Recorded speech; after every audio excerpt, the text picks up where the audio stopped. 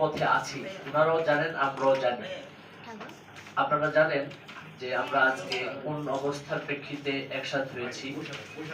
আমাদের এখানে অনেক বিনিয়োগকারী আছেন এবং সিনিয়র সাংবাদিক থেকে শুরু করে অনলাইন, প্রিন্ট, ইলেকট্রনিক মিডিয়া সাংবাদিকরা আছেন, আর পাশাপাশি অনেক বিনিয়োগকারী ভাইরা আছেন। আমাদের বিশেষ করে আমি একটু শুরুতে দুঃখ প্রকাশ করে দিচ্ছি, আমাদের সংগঠনের যে সমস্ত নেতৃবৃন্দ আছেন ওনাদেরকে আমরা এই মঞ্চে আমরা সময়ের জায়গা স্বল্পতার কারণে আমরা বসতে দিতে না পারার জন্য দুঃখ প্রকাশ করছি। সম্মানিত সাংবাদিক বৃন্দ, আমি মূল বক্তব্যে চলে যাই। আমরা আজকে যেহেতু লিখিত সংবাদ সম্মেলন পাঠ করবো, আমি এখানে একটু কারেকশন দিয়ে রাখি। প্রথমেই আমাদের ব্যানারে আপনার 11 দফার কথা বলা হয়েছে, এটা মিস্টেক। আসলে এটা 12 দফা হবে, যেটা আমরা লিখিতভাবে আপনাদের কাছে কপি পাঠিয়েছি। দয়া করে এটা 12 দফাই হবে, সেভাবে আপনারা বিষয়টা দেখবেন। সম্মানিত সাংবাদিক বৃন্দ,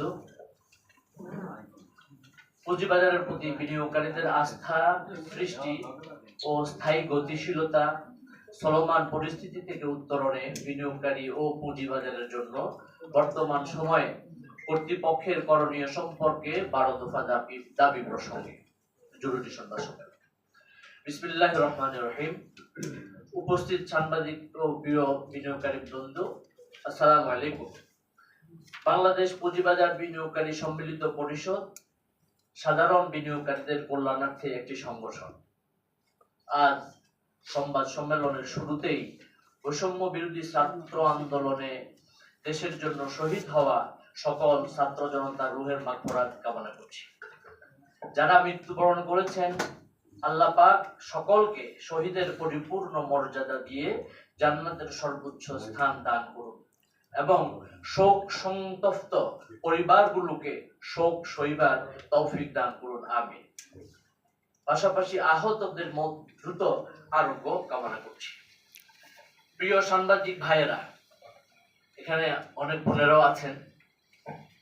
আপনারা জানেন বিগত সরকারের আমলে 15 বছরের ভয়াবহ ধারাবাহিক দরপতনের দেশের অর্থনীতির অন্যতম মেরুদণ্ড আমাদের প্রাণপ্রিয় পুঁজিবাজার আজ ত্রাহি ত্রাহি অবস্থা, যার নেতিবাচক প্রভাব পড়েছে অর্থনীতির সকল বিভাগে।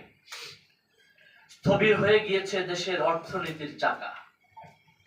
পুঁজিবাজারের কাঙ্ক্ষিত স্থায়ী গতিশীলতা না ফেরায় বিনিয়োগকারীরা হতাশায় মুষড়ে পড়েছে। 2010 সালে ভয়াবহ ধসের পর দীর্ঘ 15 বছর অতিবাহিত হলেও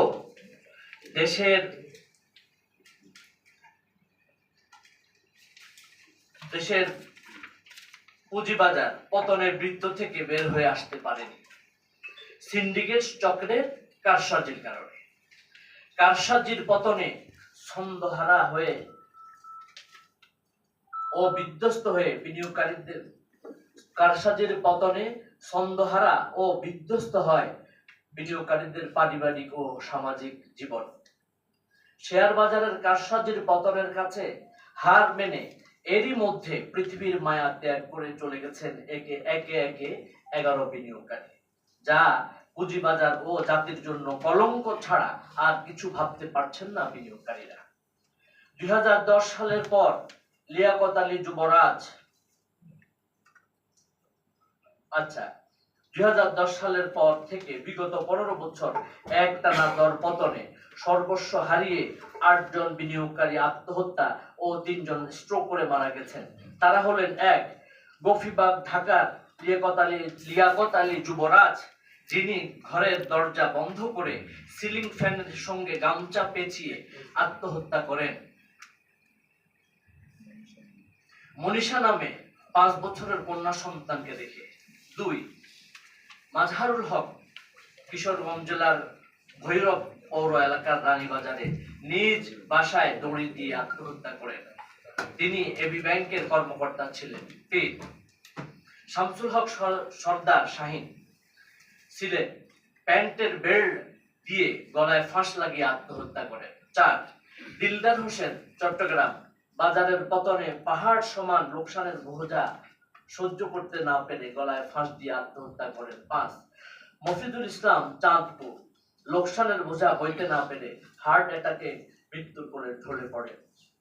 6, মাসুকুর রহমান, সুমন, বরিশাল, লোকসানে হতাশ হয়ে হৃদযন্ত্রের ক্রিয়া বন্ধ হয়ে মারা যান।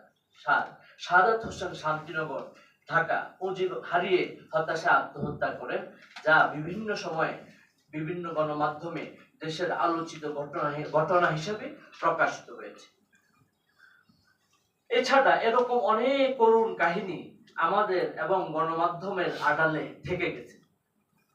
কিছু ব্যক্তি এবং গোষ্ঠীর স্বার্থে কারসাজির কারণে সৃষ্ট পতনে বিনিয়োগকারীদের এভাবে চলে যাওয়াকে কিছুতেই মানতে পারছেন না বিনিয়োগকারীরা।